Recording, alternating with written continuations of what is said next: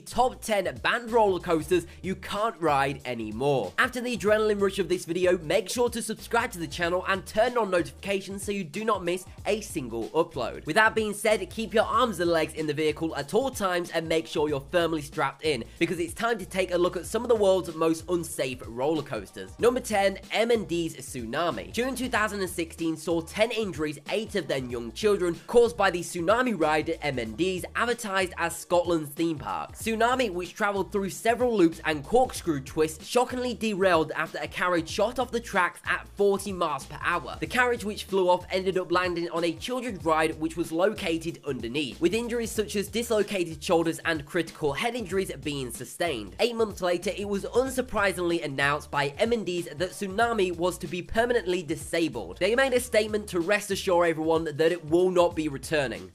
Number 9, Nightmare. The Nightmare ride was found in the Camelot theme park in Lancaster, UK, up until November 2012, when the entire theme park was shut down due to low attendance. The theme park acquired the ride for £3 million in 2005, but wasn't reopened to the public until 2007. At just 87 feet in height, yet over 2,600 feet long, the Nightmare featured heaps of loops and hoops. No matter how formidable, the ride and indeed the whole park had to close down because of the biggest nightmare of all: low visitor numbers. Closed after 29 years of service, the Nightmare still stands but rusted away into oblivion.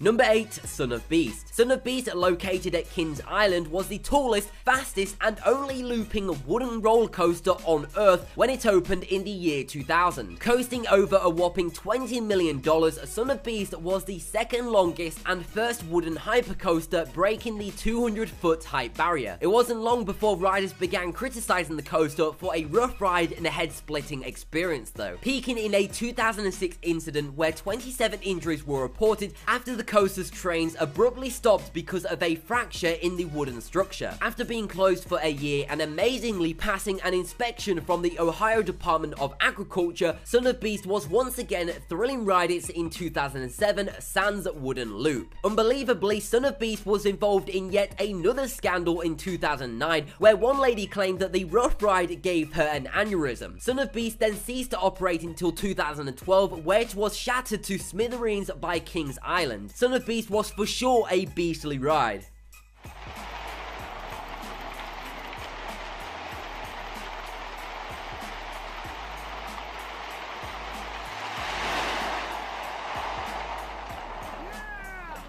Number 7, Big Bad Wolf. Now this one is one of the most iconic coasters to have ever existed. Big Bad Wolf was certainly one big bad roller coaster. Situated in the Oktoberfest section of Busch Gardens, Williamsburg, Virginia, the ride was in service for more than 25 years before permanently closing on September the 7th, 2009. The 3-minute long ride featured a rickety trip through a mock Bavarian village, narrowly missing houses and shops. Big Bad Wolf had thrill seekers being dropped not once, but twice, with the second drop a stomach-churning 80 feet high before zooming straight towards the death trap surrounding river at 48 miles per hour. I say death trap because the Big Bad Wolf truly lived up to its name when it caused 2 fatalities. The first one in 1993 and the next a decade later in 2003. The Big Bad Wolf was closed in 2009 because it had reached the end of its service life. John Riley, Busch Gardens Williamsburg Executive Vice President and General Manager, stated that the ride was never dangerous. It's a safe ride and has always been a safe ride, but that was before the Big Bad Wolf blew for the very last time.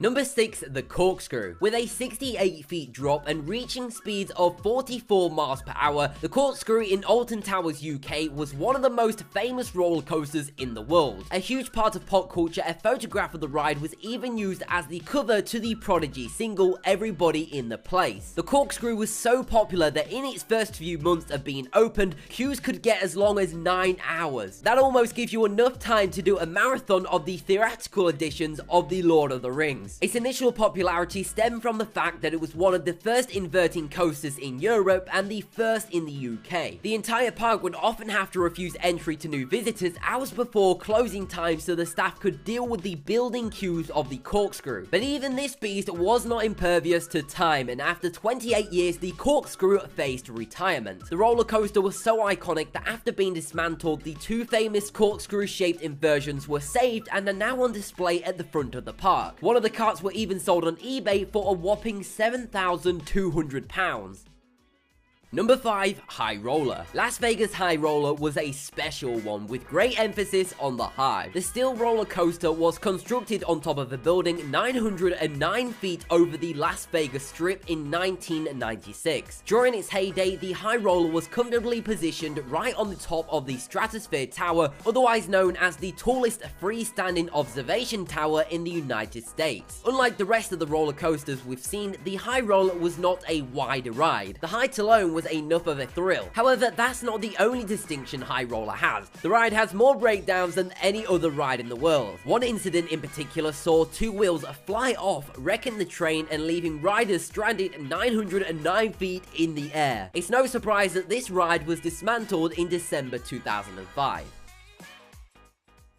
Number 4. Steaming Demon. When this next roller coaster was first constructed at Pontchartrain Beach, it was known as the Raging Cajun and boosted an incredible 95-foot drop. In years since, it has changed its name to the Steaming Demon. As the years rolled by, the Demon grew increasingly rough and was no longer safe. The good news is that the Demon is actually scheduled to reopen soon, but this time round, it will be incorporating a virtual reality component. Yeah, you heard us right, riders will be given the opportunity to wear a VR headset which will simulate the experience of flying through a futuristic city. I don't know why somebody came up with this idea, but I'm definitely glad that they did. Number 3. The Jester. The Jester had a similarity-troubled life of consistent renovation. Originally announced in 1992, in 1993 it was delayed until 1996, where it was supposed to be revealed under the name Wacky Twister. But the theme park was bought out by Warner Bros, who, in an attempt to tie the new ride with Batman, they named the roller coaster the Joker's Revenge. They even repainted the entire roller coaster to a bright pink color scheme. After mechanical problems in 2001, the Joker's Revenge was unfortunately shut down. But that's far from the end of the story. As comic fans know, the Joker always comes back. A year later, in 2002, the coaster was moved to New Orleans, where it was fixed, repainted, and was given the new name, the Jester. It seemed that nothing could keep this ride down. That was true until, sadly, Hurricane Katrina. The effects of Katrina were so bad that the entire park never recovered, and that the Jester, like all of the other rides, remains abandoned. In recent years, the green paint has started to peel away, revealing the Joker's Revenge pink pattern of its former life. It would seem that the Joker is getting a final revenge. Number 2. Missile Roller. It's not easy to win the title of the UK's best roller coaster, but Missile, in American Adventure theme park located in Derbyshire, won just that. The now defunct theme park opened Missile in April 1989 to a glowing reception. The Missile took 760 rides an hour through a terrifying 3 inversions, where it stayed put until 2005. It was then that the once world-famous theme park shut down due to lack of public interest, but the Missile was relocated at Pleasurewood Hills theme park in Lowesford, England, and currently goes under the name of Wipeout. It now shoots adrenaline junkies through a sickening 6 inversions at 50 miles per hour, 3 forwards and 3 backwards. There's also a petrifying drop from a dizzying 110 feet and a G-force of 5.2, both of which are the highest on this list. No wonder this was voted the UK's best roller coaster. And finally, coming in at number 1, we have the Sea Viper. With a height of 91.8 feet and speeds of up to 43.5 miles per hour, the corkscrew, named the Sea Viper in 2010, was a popular coaster at SeaWorld Coast Goes, Queensland, Australia. It was closed for maintenance in 2014 and then mysteriously never reopened. Maybe because of spooky goings on, or maybe they found a secret Indian burial ground, or maybe they just couldn't be bothered to finish it. You decide. Either way, the Sea Viper lasted from 1982 to 2014.